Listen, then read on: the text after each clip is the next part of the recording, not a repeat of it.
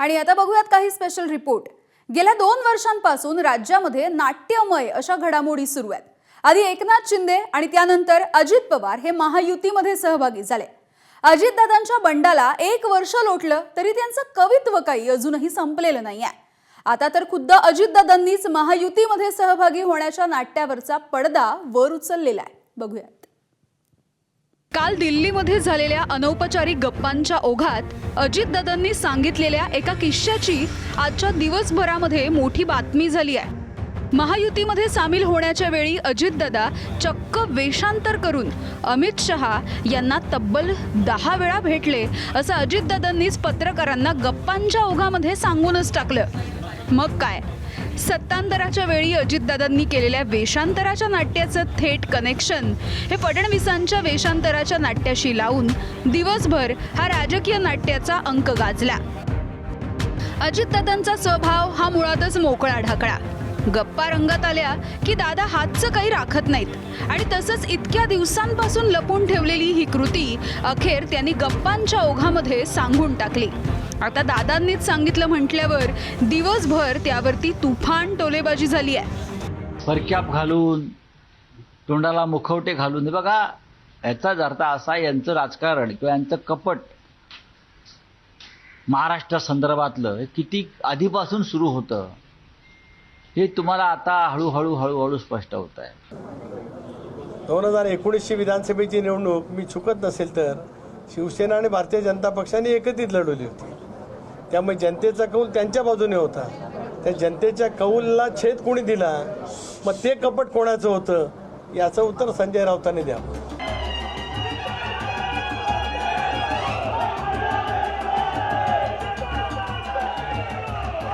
त्याचं झालं असं की शिवसेना फुटली, महाराष्ट्रामध्ये सत्तांतर झालं, एकनाथ शिंदे मुख्यमंत्री झाले, मागोमाग पवारांची राष्ट्रवादी सुद्धा फुटली आणि डबल इंजिन सरकारला अजितदादांच्या राष्ट्रवादीचं आणखी एक इंजिन जोडलं गेलं। मात्र हे ट्रिपल इंजिनचं सरकार बनवण्यासाठी अजितदादांच्या झालेल्या दिल्ली वाऱ्या आणि त्यातील कोणतीही गोष्ट लीक होऊ नये यासाठी दादांनी मात्र मोठी खबरदारी घेतली। महायुतीमध्ये सामील होण्यासाठी मास्क आणि टोपी घालून वेषांतर करून दिल्लीला जायची वेळ दादांवर आली।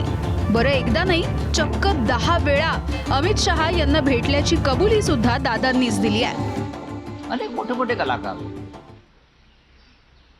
अनेक परंपरा आहे नाट्यसृष्टीची महाराष्ट्रात। त्या नाट्यसृष्टीनं अजित पवार, देवेंद्र फडणवीस, एकनाथ शिंदे यांच्याकडे दुर्लक्ष केलेलं दिसत आहे। आता पहा ना, अजित पवार हे एखाद्या गुप्तहेराप्रमाणे, रहस्य नाटकाप्रमाणे नाव बदलून, टोप्या बदलून हे दिल्लीत अमित शहाना भेटायला जात होते। एकनाथ शिंदे हे आतापासून वेश बदलून जात नव्हते,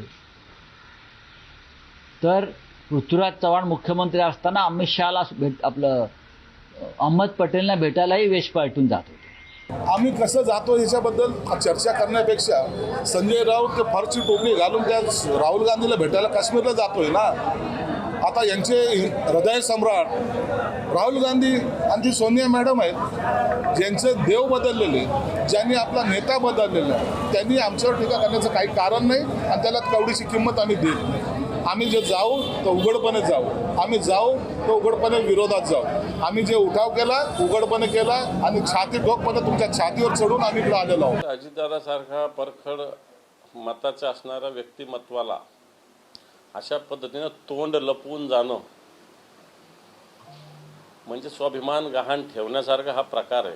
स्वतःची ओळख लपवणं, स्वतःची वेगळी विमानाची तिकीट काढणं हा स्वाभिमान गहाण ठेवण्याचा प्रकार आहे। सत्तेसाठी एवढंच मानता येईल। या दोन्ही नेत्यांना लपून छपून भेटायची काहीही गरज नाही।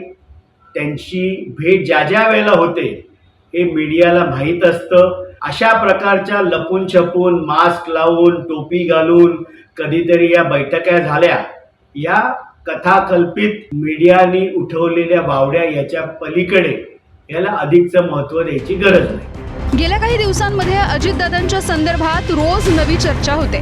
कधी संघाने त्यांच्या विरोधामध्ये लिहिलेल्या लेखाची, कधी त्यांच्या पक्षाच्या नव्या कॅम्पेनची, तर कधी त्यांच्या गुलाबी रंगाच्या जॅकेटची। आता तर आठवडाभर दादांची दिल्ली वारीची ही बातमी चर्चेत राहील। मात्र या मुद्द्यावर दादा आता आपल्या स्टाईलने प्रतिक्रिया देणार की नो कमेंट्स म्हणत पत्रकारांच्या प्रश्नांना बगल देणार हे सुद्धा बघावं लागेल। यामिनी दळवी, एबीपी माझा, मुंबई। एबीपी माझा, उघडा डोळे बघा नीट।